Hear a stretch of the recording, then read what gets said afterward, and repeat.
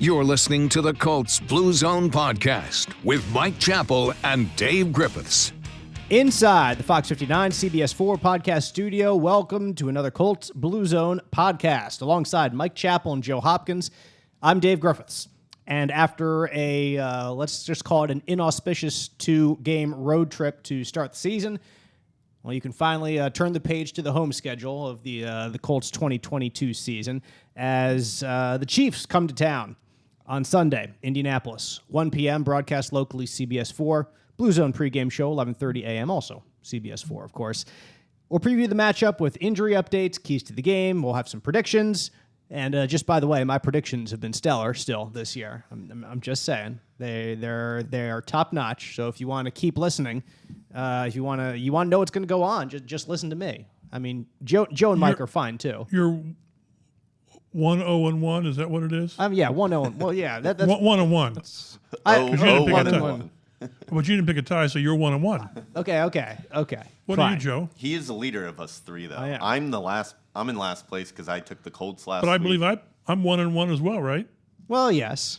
But I'm a better 1-1 than you are. You're going to ride that horse? The selection committee has looked at my schedule and say that my strength of schedule is better than yours. So yeah, that's where we are right now. We're talking about how we're doing with picks. I shouldn't have 2 weeks. played Ball State for one of my home games. Yeah, because that's true. it'll count against me. Yeah. All right, let's start with the news for the week, and it's a copious news segment. Let me say, Joe, that you have put together. Congratulations on this extensive list. Worked really hard on it. I can tell. The number one of the news lists for the week here, as the Colts get ready to take on the Chiefs, is that the T.Y. Hilton banner is down at Lucas Oil Stadium. T.Y. has left the building. He quite literally, T.Y. has left the building. And a banner of Jonathan Taylor is up there taking its place right now. You can check out Mike Chappell's Twitter, at mchappell51, for a nice preview. I've been getting ribbed in the press room about this. I don't make a special trip by the stadium every day to check. That is my normal route from Beech Grove. I take 65 north, 70 west to 465 north. So it's on my way, okay? Can we just accept that? I do perfectly. Okay, That's fine with me. I don't give you any ribbing in the press room. That's strictly everyone else right there. I know it. But yeah, JT certainly has earned his right alongside Lucas Oil Stadium. He has been the playmaker of the past really year and a half, and really down the stretch of the 2020 season as well. So he's up there. You got Quentin up there. You got Shaq up there. It's the Defo, I think. Right. And DeForest. It's guys, nobody that you would not expect. Everyone who has been proven themselves to be a playmaker here in Indianapolis, and some guys in that mix that have been extended here. All of them, I think, was the DeForest Buckner trade. Did they extend him actually? $84 million. Yep. Yeah, as they traded for him. And Jonathan Taylor is certainly on the way to that as well. Guys that the team is invested in and they believe in, want to make the core of the franchise. So there they go. Colts could have used a little T.Y. Hilton last week in the absence of Michael Pittman Jr. or any wide receiver competent to catch the ball or to make a play. But that did not happen. It just didn't.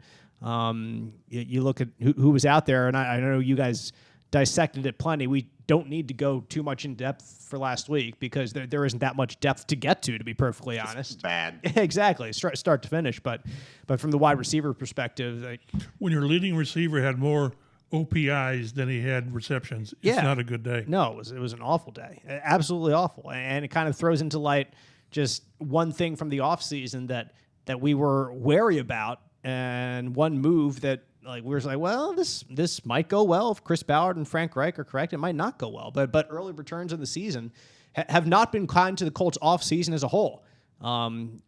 We said that lack of veteran receiver presence and lack of depth after Michael Pittman Jr. could be trouble, and it has been trouble. We were talking about in the offseason about left tackle, saying, well, if Matt Pryor works, then great. You found somebody, and you're really optimistic about his future. You'd have to worry about re-signing him in the offseason. That's great, but at the same time, there's a lot of unknown. And after him is a third-round rookie that you traded back. You loved him so much, you traded back to get him in the third round. So that was troubling. Like the other moves that you've made, you brought in Matt Ryan. Hasn't worked out. Brought in Yannick Ngakoue. Hasn't been productive so far. Brought in Stephon Gilmore, and while he hasn't been bad, he hasn't done anything overly special up there at cornerback. There have been instances, there have been attempts, there have been opportunities, the word I was looking for, but nothing dramatic or spectacular has happened there for any of these guys. So tight end, we talked on the way in. Yep, tight end's another one. You lose Jack Doyle, a pillar of consistency, Jack Doyle, and Alec Ogletree gets hurt, and you figure from the preseason that they really wanted to feature him, but he still would have been a rookie anyway. You can't just completely hang your hat on him having a dramatic impact on this team, and the tight end has not been good enough. Mo Alley-Cox has not been a playmaker at all. And you look back to last year about Jonathan Taylor in the running game. How many of those runs were right behind a Jack Doyle? You let him go, and who's there is like kind of your lead blocker there? Who knows? Like there's just a point right now, and I don't want to throw the baby out with the bathwater. We're only 2 games into the season. And inside that locker room, what you have to do is you have to really circle the wagons, to steal a phrase from the Buffalo Bills, and unite and come together and realize that they're only 2 games in, that so much can happen after this. And the Colts have had bad starts in the past, and they've come back to either contend or make the playoffs in the past. That's what the noise in the locker room is going to be.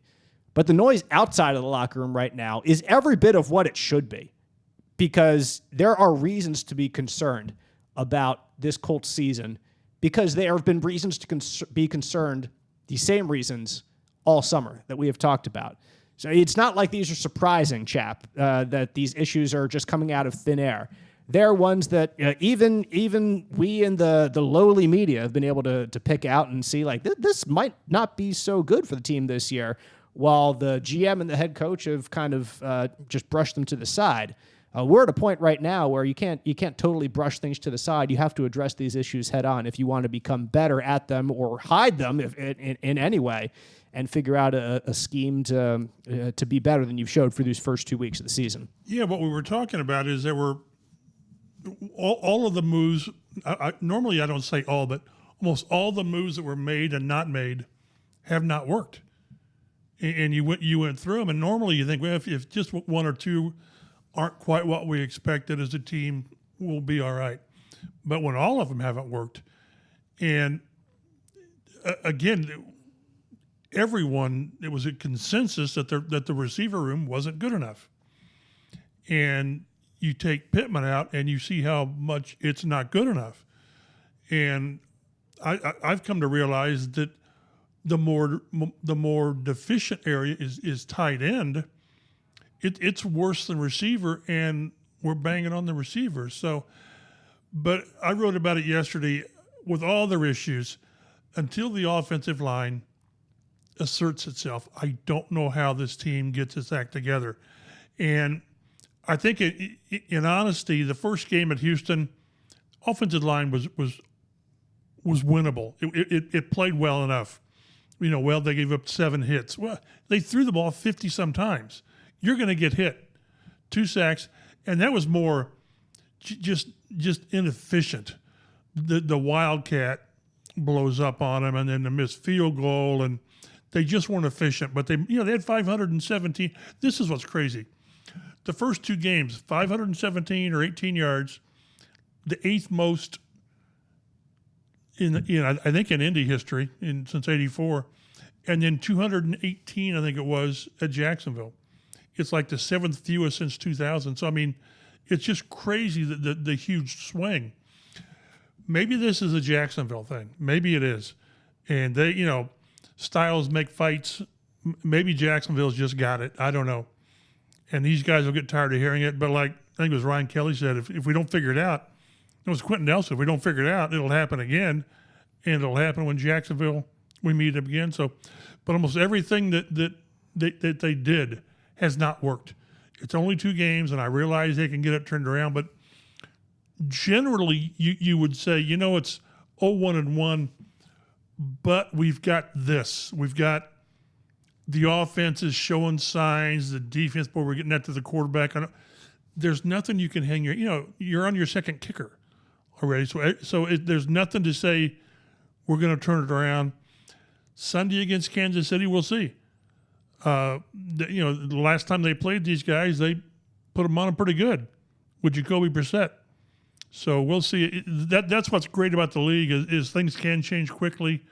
It's just hard looking at the first two games against two of your so-called lesser opponents. You've not played well. When Joe, you are struggling as a team, you ask your group that is supposed to be elite, that is supposed to be the best, to shoulder the load.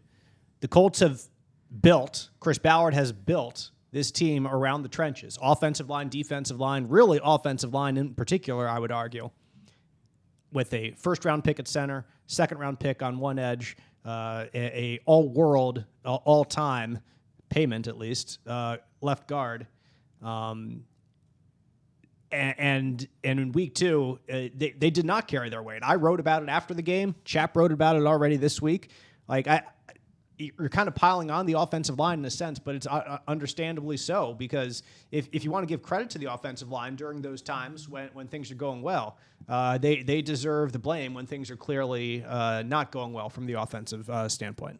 I think the offensive line will be the biggest key in turning this season around for the Colts. I mean, Mike, you mentioned how they were, I guess, acceptable against the Texans, but that's the Texans' defensive line, and it's not good. When a 34-year-old Jerry Hughes is destroying you, that's not a good sign. And then they go to Jacksonville, who has multiple first-round picks coming at you on that defensive line. Josh Allen, by the way, any Josh Allen on the other side of the field is not a good sign for you, right? Yeah, Josh Allen, and I don't think Walker got to the quarterback, but he created havoc, and it's just for someone like Chris Ballard, who ignored I get they spent a second-round pick on wide receiver, but in my opinion, they basically ignored the position all offseason.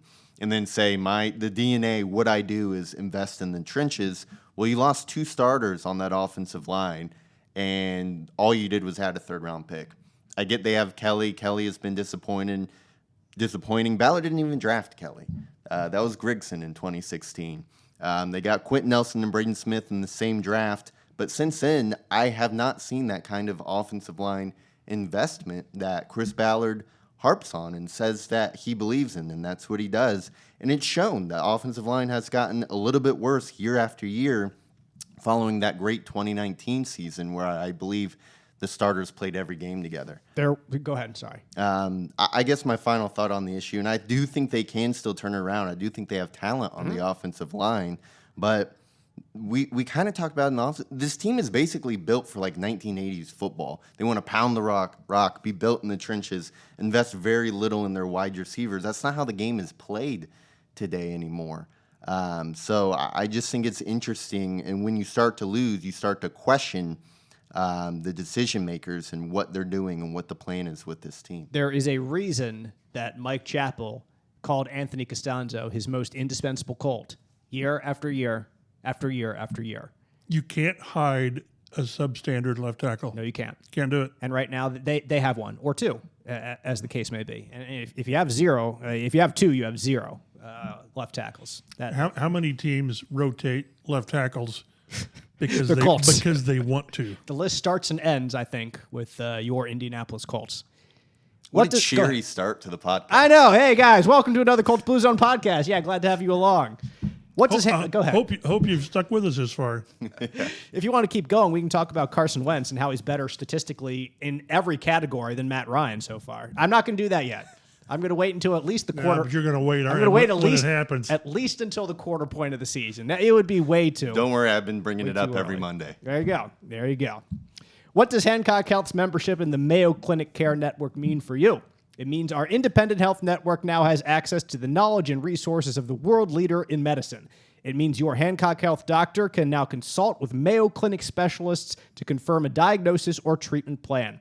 And it means that together, we're making health possible for you. Learn more about our new clinical collaboration at hancockregional.org/Mayo Clinic. The Colts host the Chiefs, home opener for the Horseshoe, Sunday, 1 p.m., broadcast locally, CBS 4, Blue Zone pregame show, 11:30 on CBS 4. Injury report for both teams. It is certainly not a light injury report for either side. Lots of players on the list for both teams, lots of you could call them indispensable players on the list for both teams. And starts with the Colts. Did not participate in Wednesday's practice. One of those left tackles we were talking about, Bernard Ryman, with an ankle injury, was unable to suit up and go on Wednesday. He's practicing today.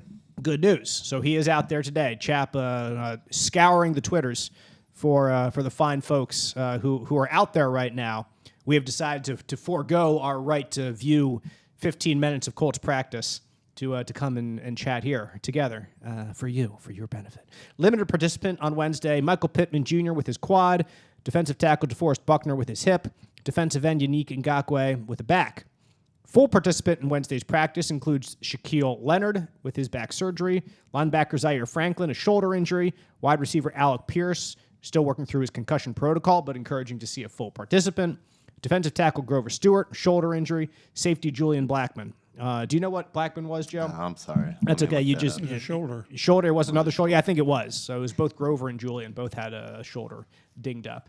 From everyone on this list, Chap, we actually got to talk to Pittman and Buckner and Shaq today in the locker room. To Leonard's credit, he answers questions about his injury. He's just incredibly frustrated by it. It's very obvious. To the Can't fact, blame him. No, neither I'm sure can I. he's tired of it. Yeah, to the fact that if somebody asks him about stopping Patrick Mahomes, he's like, "Oh, a football question," and with the typical, with the well-known Shaquille Leonard snark, which is fine. Again, like you're completely allowed to have that attitude toward it. But at the same time, we're going to keep asking it because it's still an issue. It's still a storyline that Leonard has not suited up to play. And it was an off-season back surgery for crying out loud. That's not light. We talk about, Chap, a procedure. It was a procedure. Everything's a procedure. They're trying to make things seem lighter, but when you start talking about, it's a little leg procedure, it's an arm procedure, a back procedure, or a neck procedure, that just seems to up the ante a little bit as to what's going on. Now Leonard could come back and he'd be perfectly fine, and it would work, and he'll be every bit as what he was. That's entirely possible. But until he's taken the field, Chap, we just have no earthly idea. And again, sometimes people want to know, why don't you ask this? That's different. We ask as many ways as you can with Shaq, and he gives us what he can, but he can't give us what we want. Right. And I remember when we talked to Chris Ballard, I think it was before the season, heading into the season, and he was pressed on this. He said, "Guy, I don't know. Week 1, week 6," he said, "it's going to be one of those where you'll get there one day and he'll be active." He's talking on game day. So I just don't know that we're going to get anything more than, well, the next step will be that he's questionable, I guess, instead of being ruled Out on Friday, yeah. But it's frustrating, and it's frustrating for him. He knows he can make a difference. When we did our most indispensable Colts, I had Ngakoue first, and then or defensively, right. Ngakoue, and then Buckner, and then Leonard. I think maybe a corner. Maybe I just totally undersold Leonard, and it wasn't meant to be that. It was just that you got a pass rusher, you got a 3 technique, and all that. But they need him. Do they need his juice? I don't know. It's hard for me to believe that they rely on one guy to give them juice, and I just don't see it. I just don't see a lot of flying around as much, and maybe that's just when you lose, nothing is right. Right. I'm maybe more interested in with Pittman and whether he plays. He was about as... He was loquacious as a stone. I was going to say he wasn't evasive. He didn't answer questions. Yeah. What happened with the injury? I'm not going to talk about injuries. Well, are you going to play this week? That's an injury question. Well, not really. Yeah. Then how do you practice? Well, I felt pretty good out there. He was limited. So we'll see. And goodness knows, he was number 2 on my list, I think it was. Mm-hmm. Number 3 on my list of indispensable Colts. And we saw why. They need him back desperately. badly. You could make a very good argument that Pittman's number 1, I think, in your most... And I think Kevin Bowen of 107.5 The Fan did in his. Like, he had a similar list that he did preseason. If I'm not mistaken, it's got to be the quarterback. So I apologize, Kevin, if that wasn't you, but it was somebody. But it's almost got to be the quarterback. But then we're quibbling. But non-quarterback category. Right.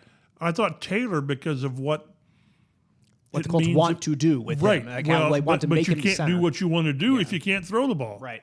So it just shows you again when things are like this, and it's not like they're 0-11-1, so there is plenty of time, but only if you can get a couple of these guys healthy, and give the fans to give an impatient fan base, which it should be, like you said, this fan base has every right to rip this team and to question the coach and to question the GM. Someone got on me yesterday about, well, this just shows that the owner's not in this to win. To me, he's not culpable in this. I mean, he just gave Quentin Nelson $20 million a year and $60 million guaranteed, and he signed off on the moves.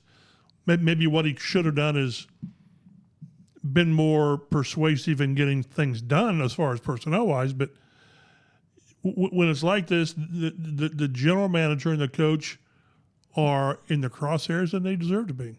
Yep. The worst thing the fan base can be is apathetic. And if they don't care, you're dead in the water. They're certainly not that right now. No. And that's good. That's good for the Colts that they have a fan base that cares. I'll tell you that, because there have been times in the past with different teams that I've covered, not here, that have reached that level. It is so hard to get them back once you lose them. Yep.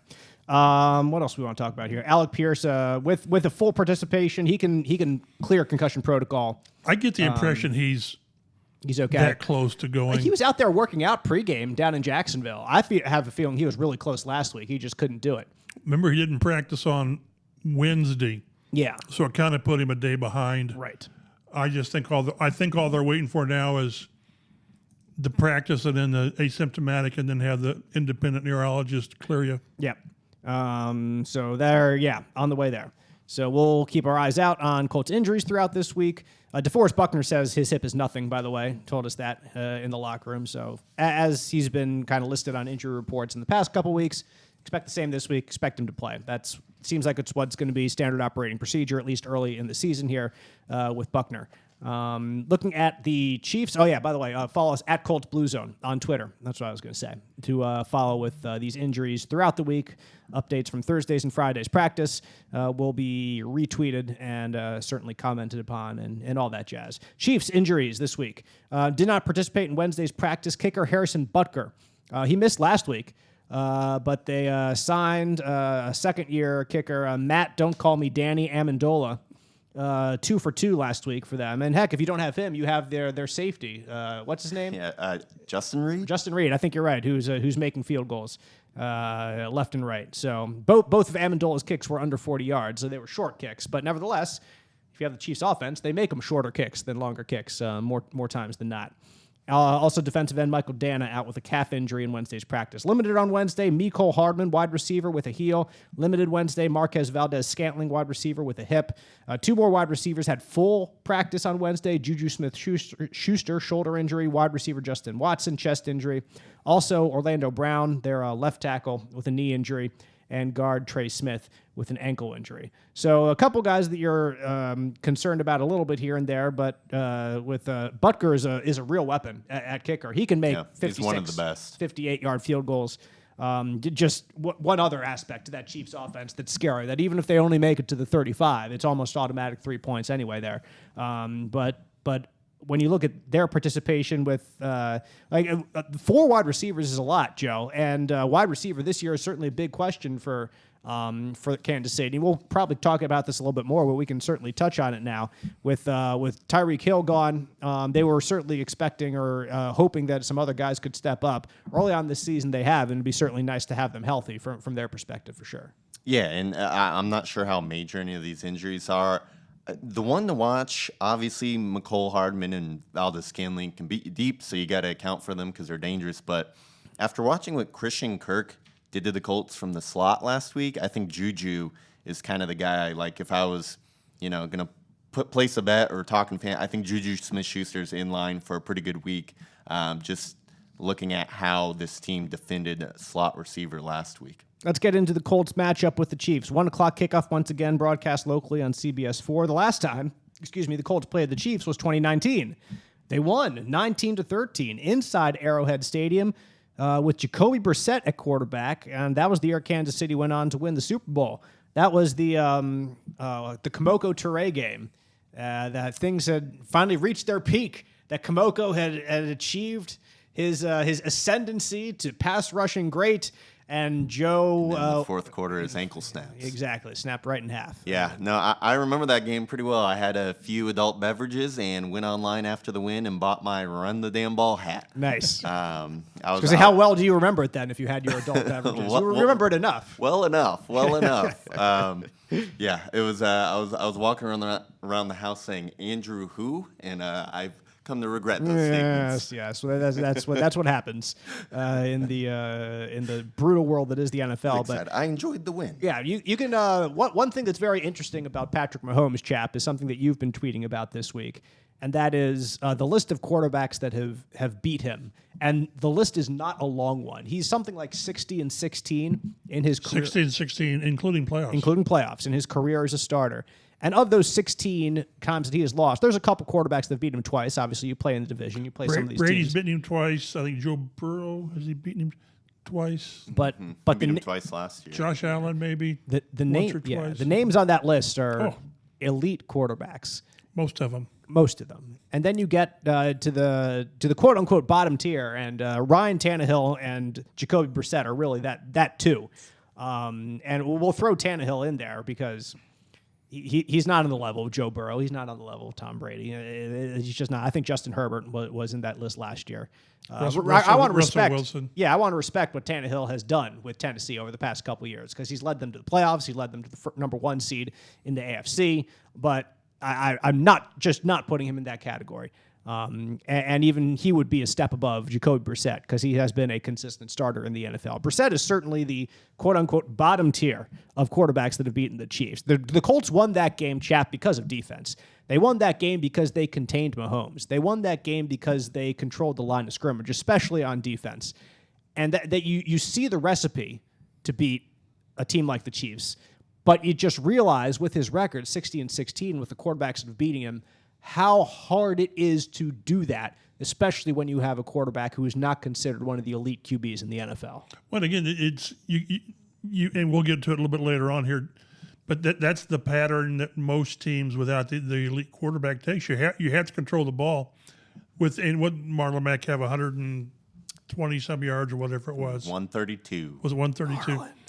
So, but again, if you're going to control the ball, then you got to score on your possessions. You just can't, have a 12-play drive on either missed field goal or punt. So, the Colts they've got the makeup to do it. Although the defense has shown absolutely no ability to this point to either contain him or to get pressure on him. But offensively, they can do what they need to do. But I just don't know if everything else is in place to get everything else done. They have the makeup on paper. Like, we came into the season thinking they had what it takes to win a game like this. And it's, as a Colts fan growing up watching those Peyton Manning years, it's the exact formula that teams would take against the Colts and Manning. Limit possessions for Mahomes. And now it's just completely flipped that's now how the Colts are trying to win games because they don't have that quarterback, that Manning or that Luck.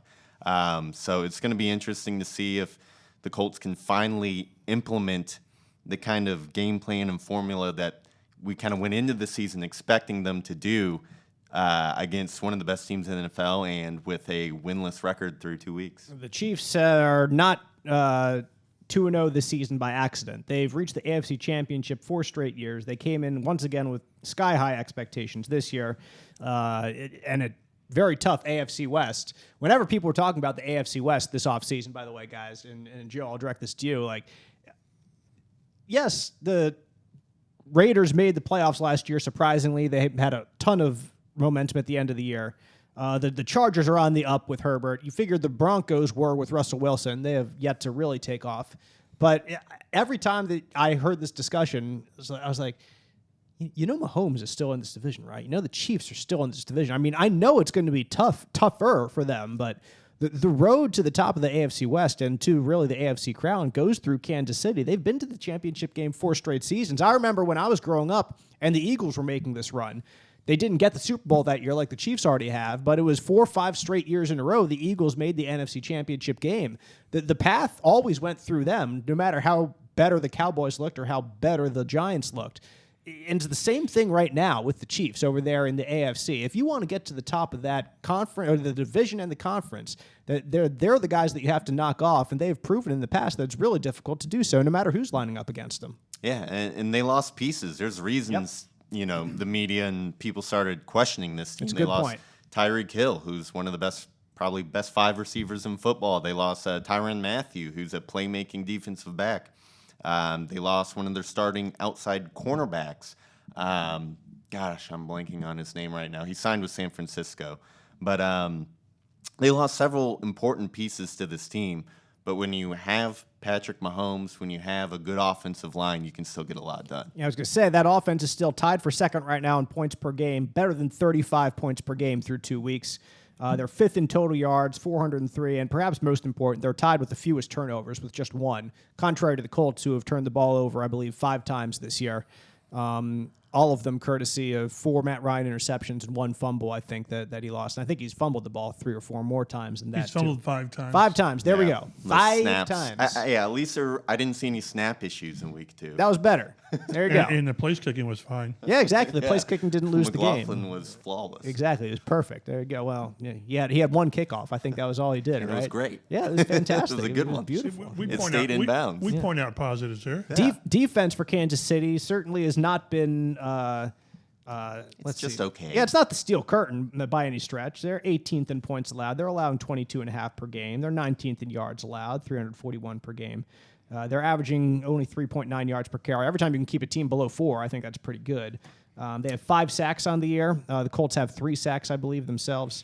They only have 1 takeaway. So they only have 1 turnover on offense. They only have 1 takeaway on defense. Tied with these guys. Exactly, tied with these guys right here with the Colts. Only 1 takeaway. But when you're in different positions, Chap, the Colts need more takeaways to be successful. The Chiefs don't need more takeaways to be successful because Mahomes is much more efficient. He scores a whole lot more on offense. You figure with Indianapolis, you need more opportunities to be as good of a team as the Chiefs are, as a team that's going to be one of the more threatening teams in the conference. I remember when the Rams were the greatest show on turf with Mike Martz.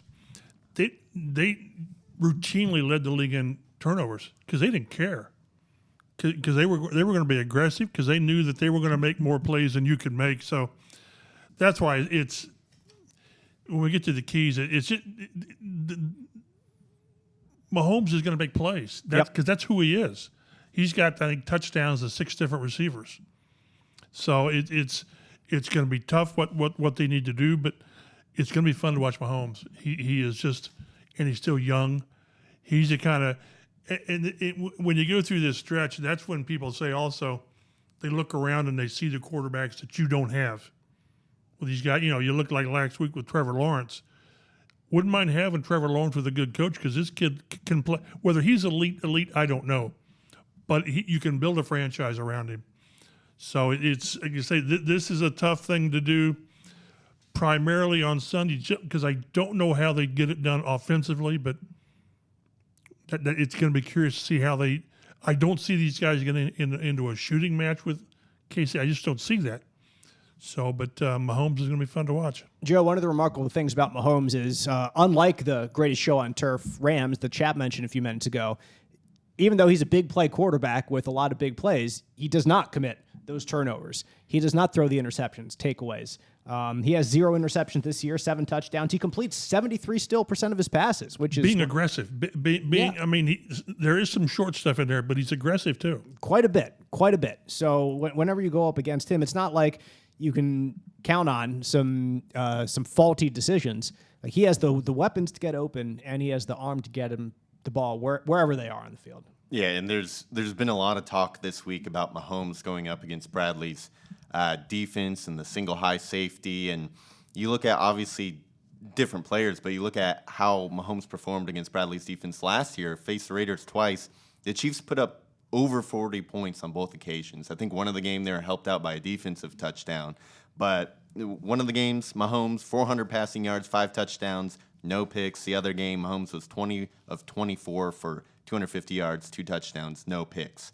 So, the Colts have their work cut out for them, and we knew this. I mean, Patrick Mahomes has been a top 3 quarterback in the NFL for several years now. His top target is Travis Kelce at tight end, and the Colts, at least in week 1, certainly proved that they were struggling to guard tight ends with a pair of touchdowns from O.J. Howard, who was just picked up very late in the offseason or even the preseason. I forget picked exactly. up like a week or two before the game. Yeah. He was one of the late 53-man roster cuts from the Bills. Yep, got free twice in the secondary, caught touchdowns both times. And Travis Kelce is if O.J. Howard is here, Travis Kelce, I know you're listening on a podcast. Your hands are going to be far apart. Yes.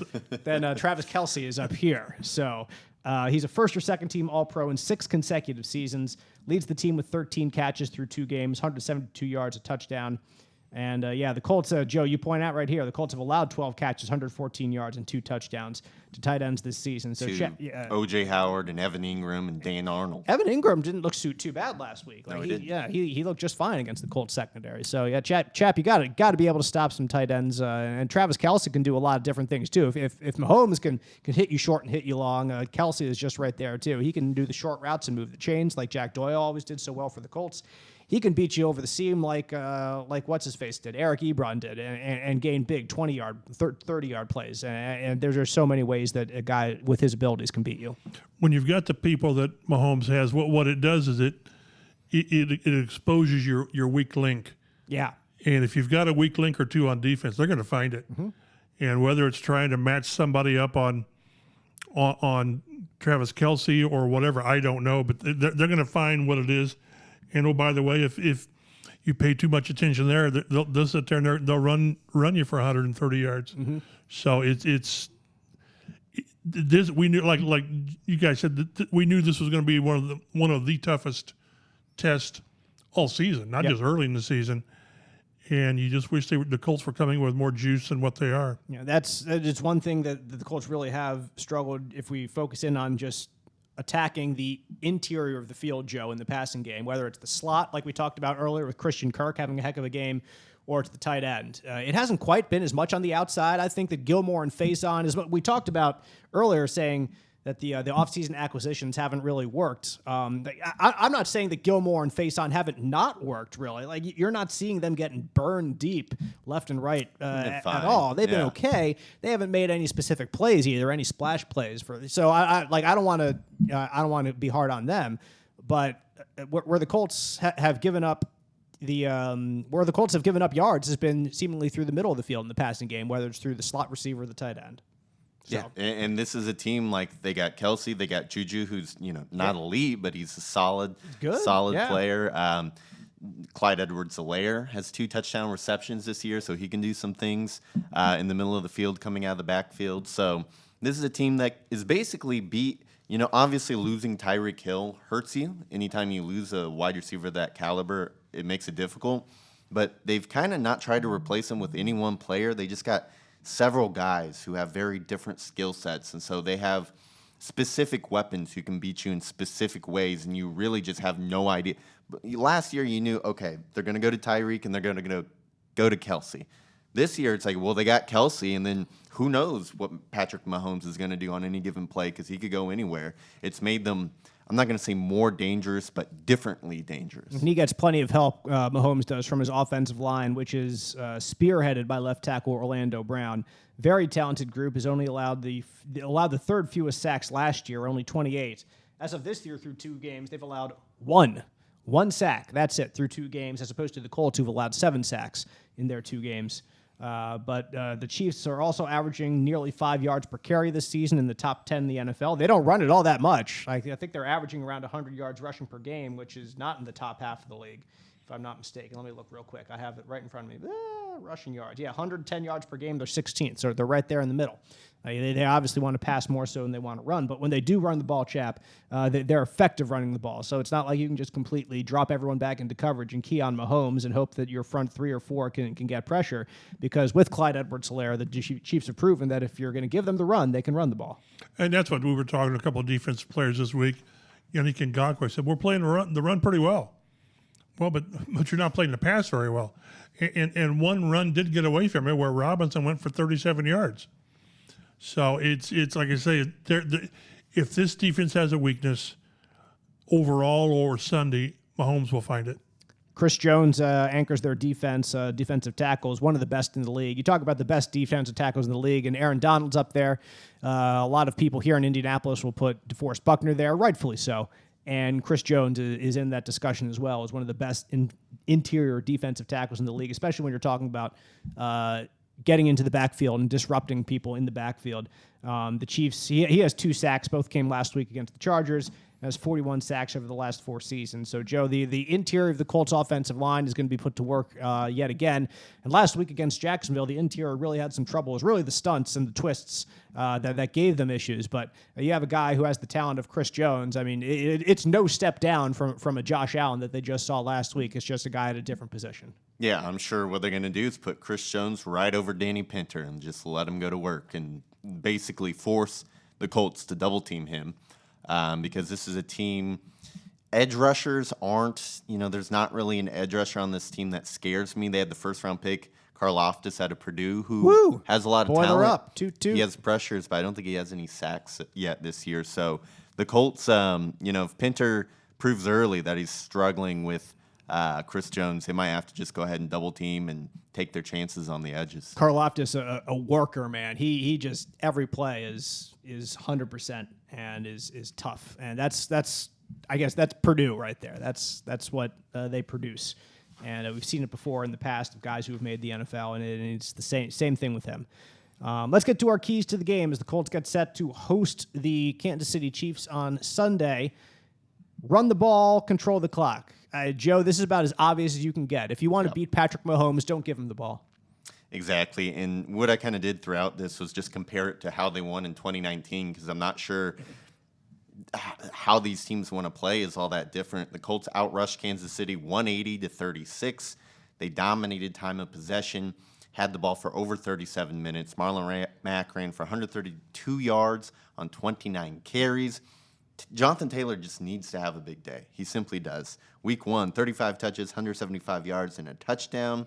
Last week against the Jags, just 10 touches for 63 yards, and we saw how that went. So this team is going to have to go through Taylor, but they can only do that if they hit a few plays in the passing game. Chap, Taylor is nothing if not well-rested, you would think, this week after only 10 touches last week. And I know that the Colts had fewer than 50 offensive plays, and Taylor got 10 touches there, but just the number, only 10 touches for your guy who's supposed to be your stud player, especially with Michael Pittman Jr. out, even with that limited size to be able to get him the ball, just it seems low. It just did, and we saw the result what the offense could do, or really couldn't do last week in Jacksonville with that, what's it called, ratio, I guess, of touches. Well, and that's why one of the complaints after the game was Naheem Hines had 6 touches and 15 plays. When you only have 48 or 50 plays, it's really difficult. And that's on the offense. Convert some third downs. Don't, Des Patman, don't drop a third and whatever it was. Sustain drives. Don't throw interceptions early. Or don't throw them at all. But it's on the Colts to if you're not going to dominate time of possession, then at least be in the ballpark in time of possession. And this isn't, we're not, shattering atoms here. It's just, this is how you have to beat a team. When you're built, like Joe said, these guys have staked their reputations on this is how they want to build a team. Well, so then these are the games like Buffalo last year. Yep. This is what you do. Then you let your offensive line loose and let it control the line of scrimmage and throw when you want to throw. But, boy, when you really want to be effective, run the ball. And don't have the stat that jumped out at me with, I think Taylor's third in the league in rushing and 216 yards. On 40 of his carries, it's for 10 yards, or 10 of his carries, 10 of his 40 have been for no yards or a minus. That's 25% of his carries. I mean, that's so you've got to have enough. It's really kind of crazy. You need enough efficiency so that he can have some bad carries, so he can sustain things, which again comes back to being at least somewhat competent in the passing game. We're not talking airing the ball, throwing down the field, but hit the slant and hit Paris Campbell on those shallow crosses. That's why if they get Pittman back in the game, it will help everything. But To think they can be as inefficient as they were last week and they can't and not run the ball, it'll get ugly and the fans will really turn loose on Sunday. But they have the personnel and the blueprint to do it, but you got to carry it from practice, which we were told they had 2 of their best practices ever. I mean, it was crazy. And then they went out and played like that. But the blueprint, again, works if you execute it. Right. And if you have 0 yards or negative rushing yards by one of the best running backs in the NFL on 25% of your carries, that's not him falling down in the backfield. No. That's guys getting there. That's the offensive line not doing its job. What was the first half? 5 carries for 4 yards? 5 carries for 4 yards. That was it, the entire first half. It was 9 for 54. He had 2 carries for 42 yards and 7 carries for 12 yards. You just can't do that. He's too good of a player. He can take over a game. He can control things, but you got to give him a chance to do it. And it'd be nice to win at the line of scrimmage, Joe, which is your second key to the game. Yeah, it kind of led us right into that. The Colts opened holes in the running game against the Chiefs in 2019. They kept Brissett clean. He was sacked 0 times. And he's gettable. He's very gettable, yeah.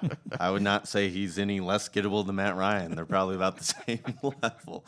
On the other end, the Colts sacked Mahomes 4 times in 2019 and held Kansas City to 2.6 yards per carry. That's not the way they've been playing so far this year. They've allowed 7 sacks, which is the 5th most. And these 3 sacks this season are the 6th fewest. The Colts have done pretty good against the run, like we mentioned earlier. 2.7 yards per carry is actually 2nd best in the NFL. But the Chiefs have Clyde Edwards-Helaire, who after a healthy offseason is averaging 7.7 yards per carry on his 15 runs. That's 4th best in the league. So winning at the line of scrimmage is going to be huge because Jonathan Taylor is one of the best players in the NFL. But if you don't block for him, he can't do his thing. Yep. And then on the other side of the ball, I do think the Colts are a pretty good run defensive team. I think both with DeForest and Grover in the middle. Grover's the most underrated player on the Colts defense through the first 2 weeks of the season. I mean, he's been a stud. He has been. He's not going to get a lot of attention because he's a nose tackle. It's not getting sacked. Exactly. So that's why. But he's in there mucking things up and getting stuff. So he's in there on plays. So he had a shoulder injury, if I'm not mistaken. So hopefully he's healthy. He was limited on Wednesday, and he'll probably be out there again today. But just certainly something to watch out for. Third key to the game, Joe, was limit Kansas City's big plays. It would certainly help to make them drive down the field. Don't make it easy for Mahomes and give your defense at least more opportunities for a takeaway here and there. They were not able to execute on that in Jacksonville. Jacksonville did have to drive the ball down the field on them. They didn't really hit any big plays. But again, and you shake your head at that, like you let Jacksonville drive down the field on you to score 24 points. But Kansas City, they have been able to hit the big play more often than not in the past. You just try to make them not do that here on your home turf. Yeah, again, back to 2019, Mahomes' longest completion was just 31 yards. They did a really good job of that in that game last week. For the most part, the Chargers did a good job of limiting big plays from Mahomes, aside from a 41-yard touchdown to Justin Watson, but that was really it. And the result was they held Kansas City offense to just 20 points. So that's how you need to play. You got to keep everything in front of you. The Colts really make them take these long drives because that's your only option. Like I get they're capable of pulling off long drives and scoring these touchdowns, but that just gives you a chance to come up with some kind of play rather than these 50-yard touchdowns, 60-yard touchdowns that we've seen Mahomes complete so many times. Chap, it's probably a bad thing that we're saying the Colts defense needs more opportunities to make a big play. It's unlike last year when they were second in the league in takeaways, and in years past, like you look back to Freeney and Mathis, when they didn't need that many opportunities to get after the quarterback. Well, this Colts defense hasn't proven that it can either get sacks, get big plays, turnovers in a few opportunities. So let's give them a few more opportunities, I guess, and maybe something goes well for them. Yeah, and one of the key we can throw in there with Mahomes is, like a lot of these quarterbacks, is keep him in the pocket. He just destroys defenses when he breaks containment and extends plays. Winner plays over. It's like when you watch Kyler Murray the other day. When's the play supposed to be over? They had that one where he ran, was it 89 yards on a 2-point conversion? Crazy, yeah. But that's what Mahomes does, is he breaks down your defense, and you can only, I don't care how good your secondary is, you can only cover so long. That's not your fault No. if the quarterback is running 89 yards for a 2-point conversion. So you need to have in the secondary. It's not you your need to secondary's have fault. aggression by the front, but containment as well. And once he gets outside the pocket, all bets are off. And I tell you, he's going to win many more times outside the pocket against your defense than he will inside the pocket. You know, that tells me they're going to need a big week out of DeForest Buckner to show up and get some sacks for the first time this season, because if you're trying to contain and Get keep to him early. Yeah. Get to him early, get pressure right up the middle in his face.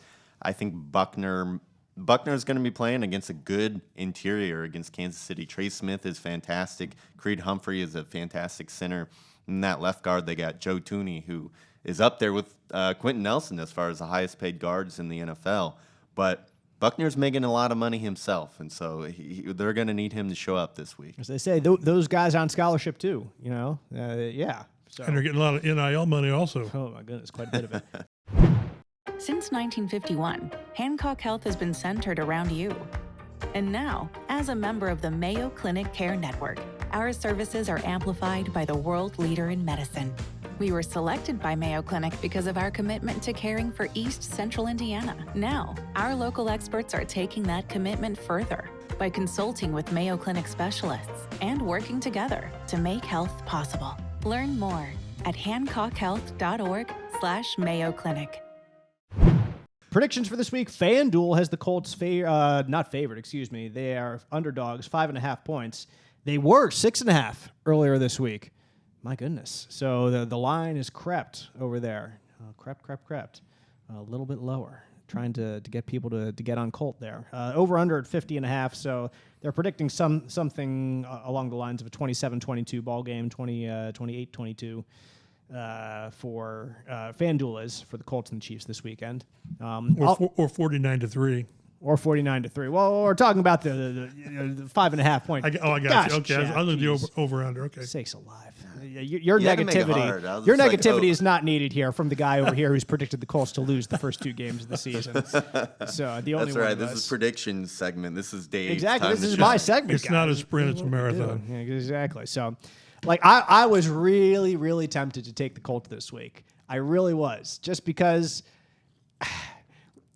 Because everything says you shouldn't. Exactly. That's the thing, because games like this crop up in the NFL, and the Colts home opener, they better have some juice, some Shaquille Leonard juice, or else, like, what are you even doing out there?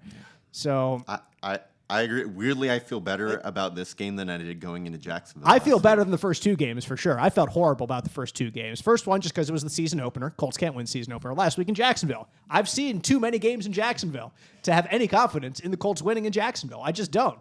And for obviously good reason. But I can't do it. I can't bring myself to pick this team over that team right now. It wouldn't surprise me if they were able to win, but at the same time, I don't think that they can do it. I don't think that they have the juice right now. I don't think Pitt's 100%. He certainly doesn't sound like it in the locker room. Leonard, I can't rely on anything from him, even though, again, it wouldn't surprise me if he comes out and he creates 2 turnovers. If he's been practicing for 3 weeks and doing a lot of full practice, maybe he gets out there and is able to be that same guy that he always is. But so much of what he does is based on instinct, and your instincts have just got to be a little warped right now after Just a hair slow. Exactly, after an entire offseason. And Shaq, if you listen to this, and you can put me right up on your bulletin board material there. I'm not confident, and if you do, I wouldn't be surprised. If you don't, I would think that would be more likely. Just my logic tells me that. So we're motivating Leonard right now. Exactly, I think that's doing my best. Stink. Yeah. I think your best football is behind. I'm you. going to say 30-20 Chiefs.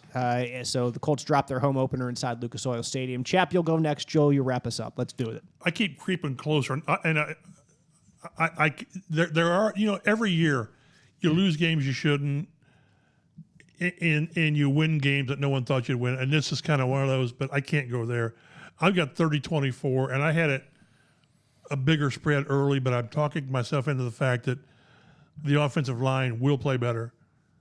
at least to a high enough level where Taylor's going to he'll be tired at the end of the game. He'll know he's been in the game, but too much has to go right. Too much has to go right for the Colts, and the Chiefs can do. I'm not saying the Chiefs can play 80% and win because they can't.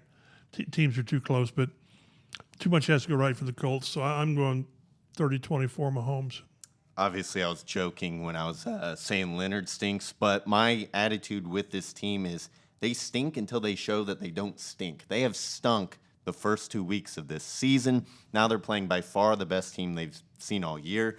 If Pittman plays and he's close to 100%, I think they have a chance. If he doesn't play, I do not think that they have a chance. I'm going to take the Chiefs to win 31-17. I do think Pittman plays, for the record. I just don't know